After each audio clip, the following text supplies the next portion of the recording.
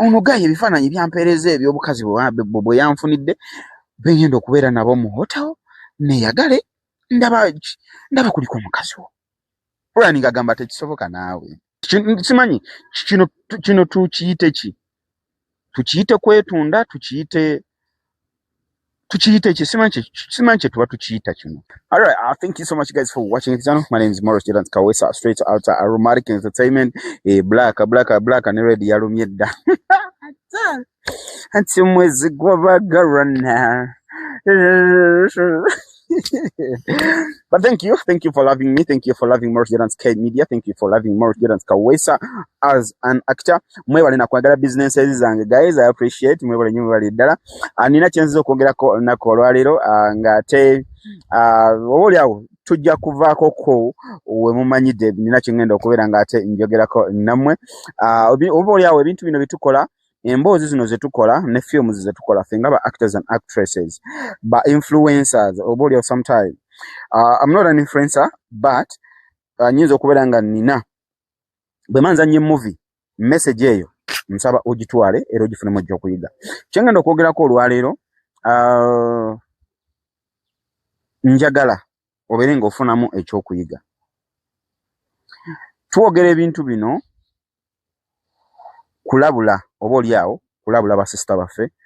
kulabula abo ba anti baffe kulabula omwana yenna ow'obuwala kale for example nze Morris nina following y'abantu mulimu abakyala mulimu abawala mulimu abasajja mulimu abavubuka mulimu abaana abato so bwe mpulirayo ekintu kyonna ng'obuli awo kiyinza okumukosa singa abagwa mu trap eyo mba mpulira bubi so that's why nzija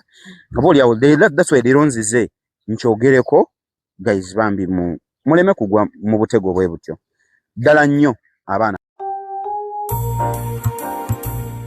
onoonya ttaka nyumba ya kugula oba oyagala kugobera ku byapa byo Brand Pro Property Services ku MT Building mu maaso ga Muguluma Empire Zana bano beesowoddeyo kugonjoolera ensonga ezo obukugu n'obwesimbu bye bikulembera ku Brand Pro Property Services Limited abasangibwa ku MT Building mu maaso ga Muguluma Empire Zana tebakomye ku kuteekerateekera ggwanga nga bayita mu kisaawe kya Real Estate kinajjukirwa nti omwaka 2024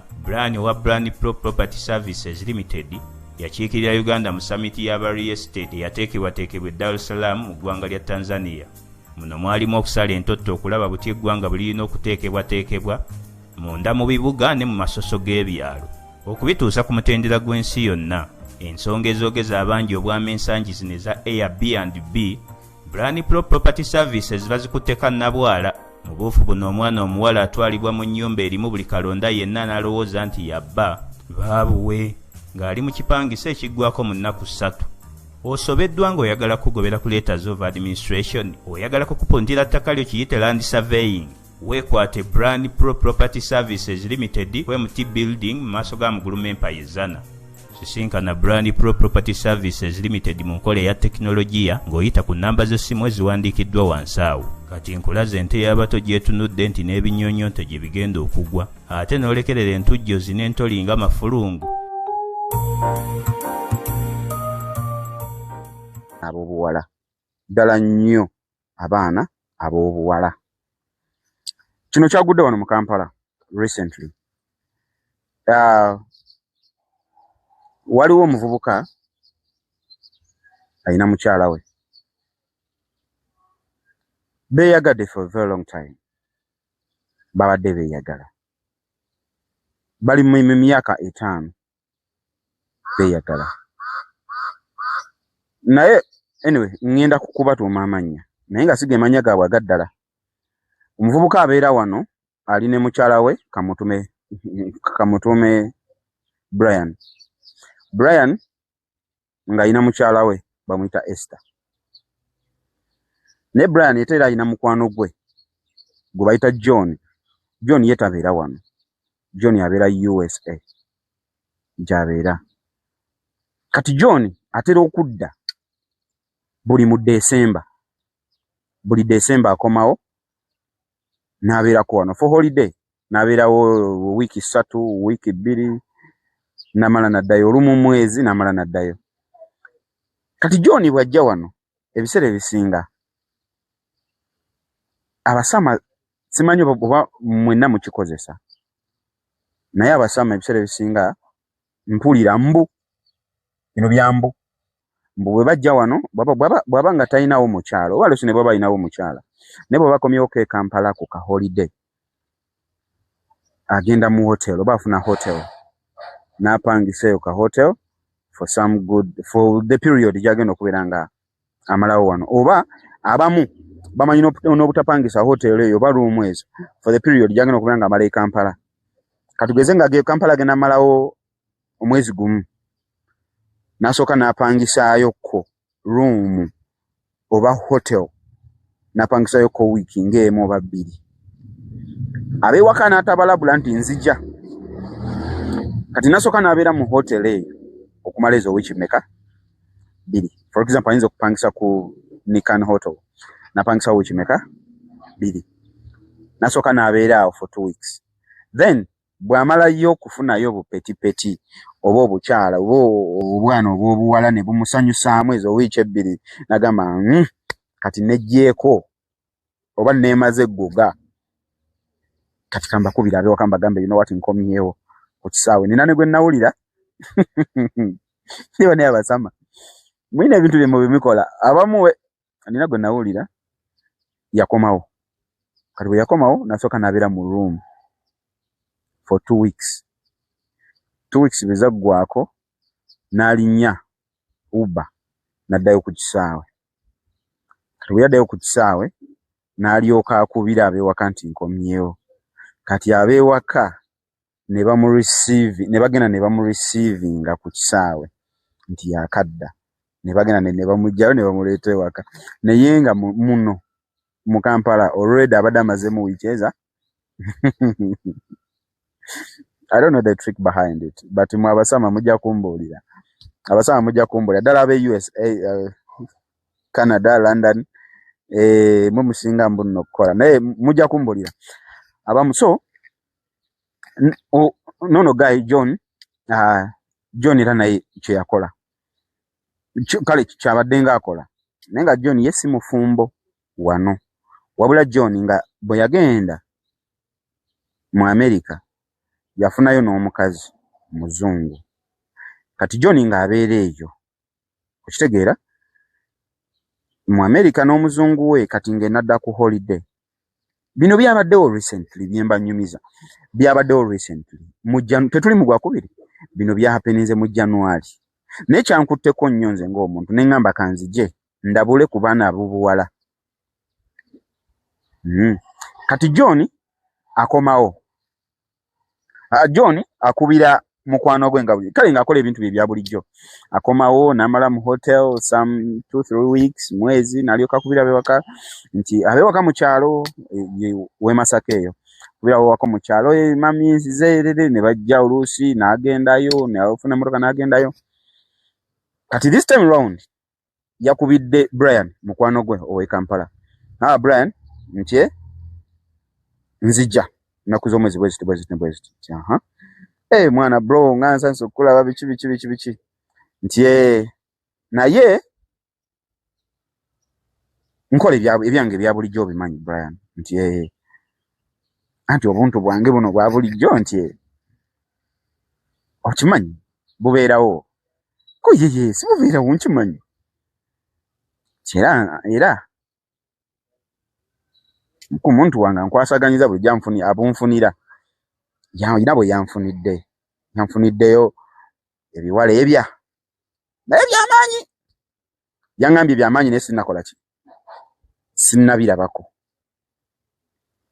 ko mwana weeyagale Kampala bwetyo obulamu bwe butyo bwe bunyuma bazaawo bakubye oluboozi kati Esther mukazi wa Brian waayise nga wiiki emu agamba Brian nti ŋŋenda mu kyalo tufunye emergency ewaka maama bamuwadde ekitanda ate bagezezaako buli kimu balaba nga nze asobola okubeera nga nkwasaganya jjukira Esther ye yalimba omukulu ewaabwe mu famire nga ye elder sister waabwe bonna kati Esther Brian yagamba it's okay mama bwaba mulwadde ekibiche kati bana tukoze tutya nazaala wange banange kati wegala sente mmeka nti sente nja kubuulira nga ntuuseeyo simanyi sente njogenda kumalayo ennaku mmeka nti ngenda kumalayo ennaku simanyira ennaku ze nja kumalayo naye tuzibalire wakati w'ennaku nnya kuba engeri mama gyali obubi ali mulwadde mangu sinza kugamba nti nno sinze Katonda sinza kumanya nti zino ennaku ajja kuba awonye lerere naye kaŋŋende nja kuba nkubuulira Esther nga paakinga ngoye omwami we Brian nga amuwayo miliyoni etya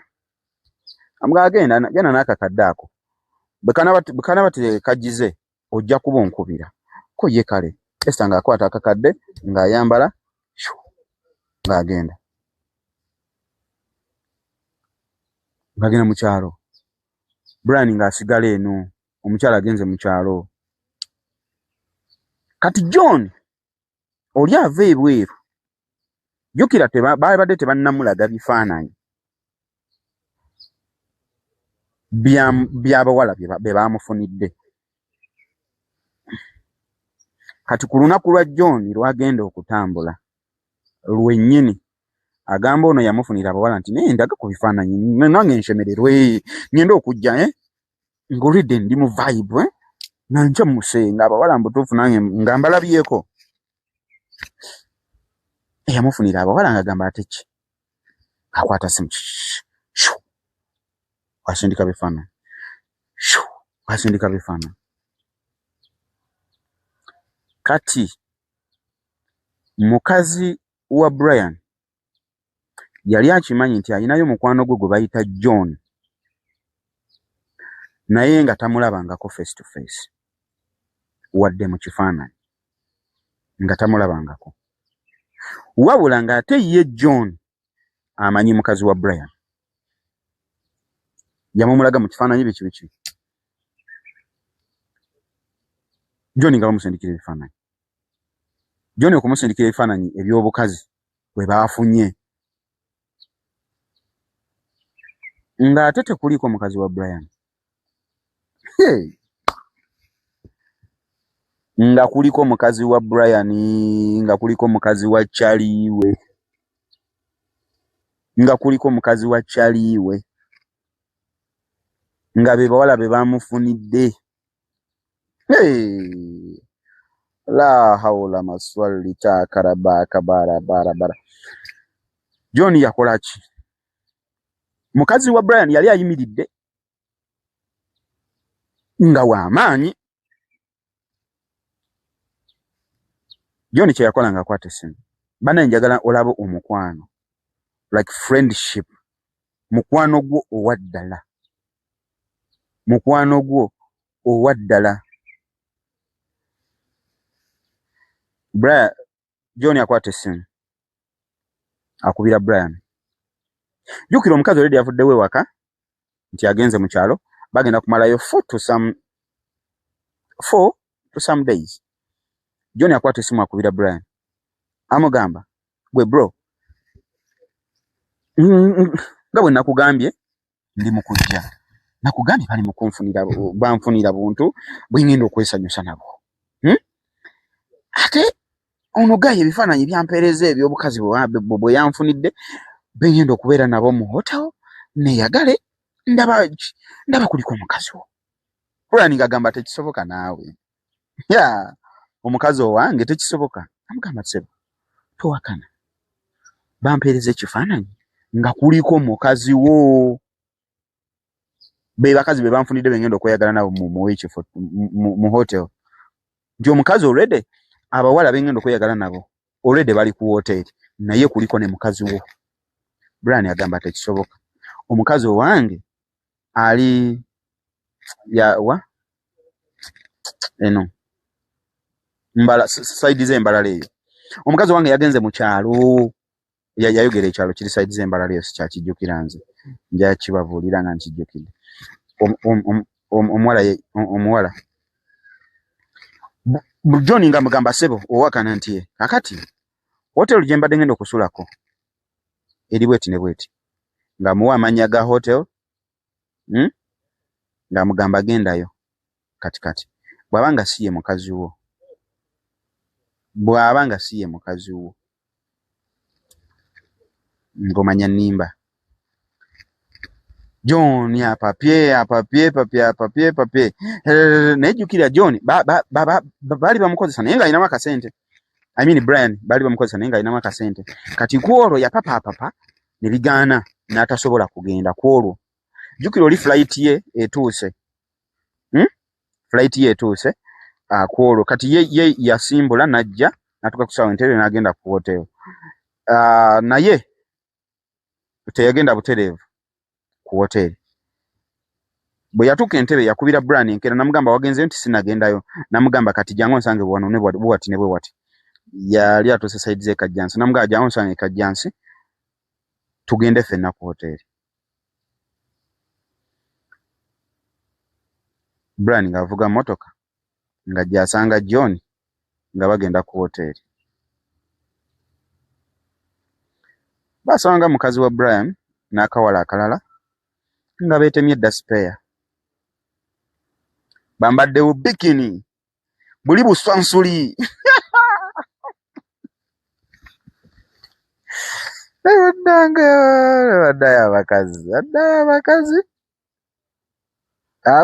bakazi mmwe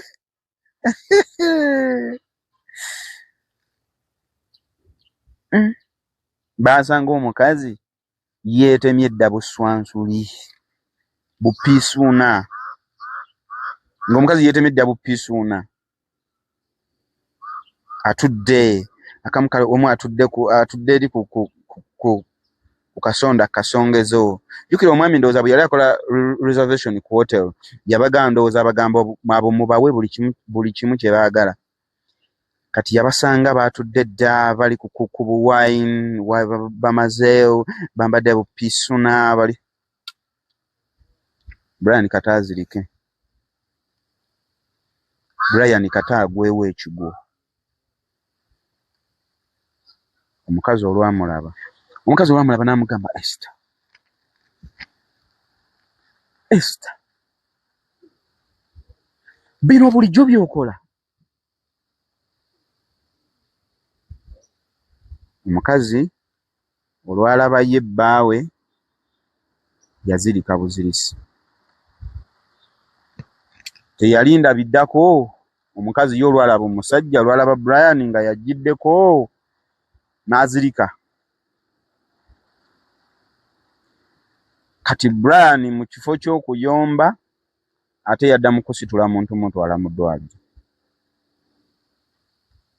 omukazi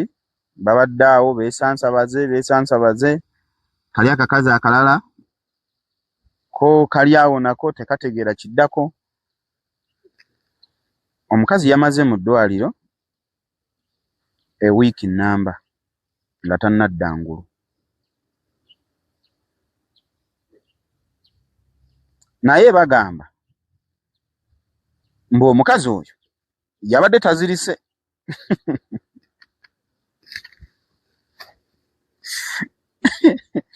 mbu yabadde anoonya waddukira jasi bamuweemu sipeezo ayitemu naye omukazi yamaze ewiiki nnamba mu ddwaliro n'amala nadda engulu bwe yazze engulu ne babyogerako omusajja n'amusibirako kamunaye ebintu byo bino n'amuvuga paka mu kyalo waabwe n'amulekayo era omusajja yakomyewo wali e Kampala alina baana be kati abaana ab'obuwala mwegendereze nnyo banaye mwegendereze mbegayiridde mwegendereze obulamu si bwangu Anyway, awo wenyini neyanjiza nyoni yate show eno yagudda banafe aba Mama Interior abakugamba nti no balina bed cover nungi ate nga babadde ne back to school ate aba China back to school esono ekyo bubanga olina omwana nga tanaddayo ku ssomero wa secondary tonaba kumuzaayo wa primary tonaba kumuzaayo nengo badde onoonya ogula package ennungi Mama Interior wali ku Arua Plaza ate era obulango obubadde obwedda buli mu kuyitawo awo sono ekyo genda ku Mama Interior oba mukubireko akolere delivery ennungi ayina cases ennungi ayina ne back to school bags bags nazazirina omufaliso mulungi sono ekyo genda ku Mama Interior oberenga afuna ate ekirungi banafe aba Nikan Resort Hotel wano wenyini erweza Nikan Resort Hotel bali rwezao so osobola kuba chekingako ne ku Easter eno yenyini bakutegekedde ekintu ekirungi ennyo so n'olwekyo bagenda kubawo ne live band ate bagenda kubawo ne couple bagenda kuba gaba wine owoberere bagenda kubawo n'ebirabo ebyokuwangula so n'olwekyo Nikan Resort Hotel is the only hotel where you can go and have fun on this Valentine Day. Thank you so much. Mwenna atanagula birabo byogenda kuwa mwagalwawo kuwa mwamiwo kuwa mukyalawo wekwate Morris Fashions bayina engatto ennungi so n'olwekyo sobola okubeera nga ate mu mwami wo mugulira akagatto mugulira akagoye akalungi kasobola okwambala ku Valentine's Day nabeera nga ate alabika bulungi. Morris Fashions weetuli enamba y'essimu eri 0758 05 3439. Thank you so much. Ate era tuwagidde bannaffe aba legit recruitment agents abo bo batwala bantu bweru ekyo n'olwekyo gwe ng'oli eyo bulamu mu Kampala olaba bikalubyemu oyagala okubeera ng'okyusaamu genda ku bannaffe aba legit recruitment agents bali wali emutundwe genda otwale omwana wo otwala muganda wo otwala brother wo otwala sister wo mu legit aberenga ate asobola okwekolera emirimu emirungi beboka ye company yokka esuubiza neetuukiriza because motto ya legit egamba we promise and deliver legit n'olwekyo beekwate tulina bannaffe aba Kanare mbogedde Morisi ndowooza beebo ba sponsors bange then mpozi nga bo oli eyo tulina bannaffe aba Brand Pro Properties abo bo batunda mataka so n'olwekyo bw'oba gwe wenna ng'oyagala ettaka eritandikira ku miliyoni 2 n'okugendera ddala waggulu aba bannaffe aba Brand Pro Properties abasangibwa wali ezana we wali main office omukulu Ivan ye CEO omukulu Ivan so ettaka lirina mu bungi so nkyo nga goyagala yettaka muganda wange ettaka miliyoni 2.345 paka ku bizimbe ate alina n'ebizimbe alina ne apartments so n'olwekyo beekwate aba Brand Pro Properties bajja kubeera nga bate basobola okutuusaako ekirungi. Thank you so much. Morris Jordan Kawesa straight out Aromatic Entertainment bannaffe aba Aromatic Entertainment tulina ku Valentine tugenda kubeera wali ku Akamwes Gardens wali Kyebando eso n'olwekyo wetugenda kubeera n'omuzannyo gwaffe ogumanyiddwa nga ekibatu twaguzanya ne bannaffe aba The Ebonies so n'olwekyo jangu olabe ekibatu jangu olabe ekilavulavu nga bannaffe aba Aromatic Entertainment bakwataganyeeko ate n'aba The Ebonies. Thank you so much. Morris Jordan Kawesa straight out Aromatic Entertainment. I love you so much. Ba sponsors bange beebo kakati njagala twogeremu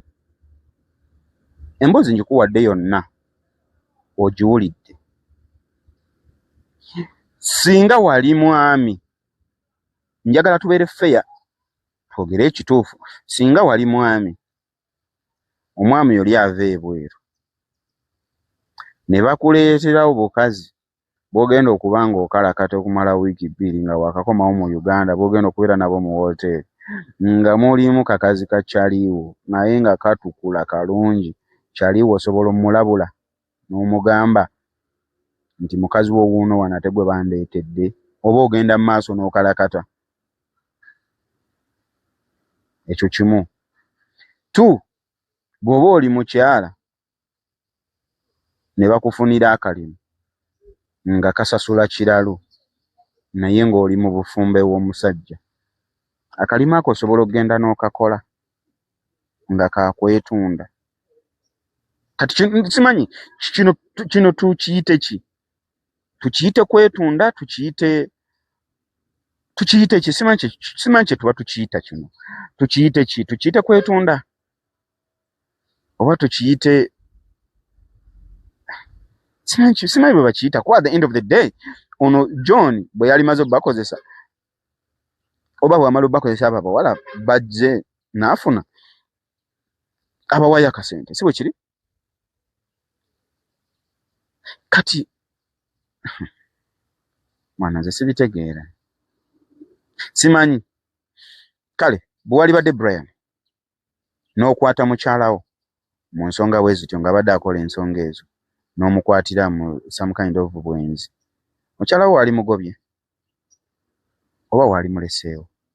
yoga mukyala wange ze mwagala byonna bikyali bibuuzo Morris Jordan Kawesa straight out Aromatic Entertainment. Thank you so much mbagala nnyo musule bulungi mweraba twesanga mu comment section mbuulira gwe singa gwe walikoze ki Morris Jordan Kawesa straight out Aromatic Entertainment. Thank you so much for subscribing, liking, commenting and sharing mbagala nnyo musule bulungi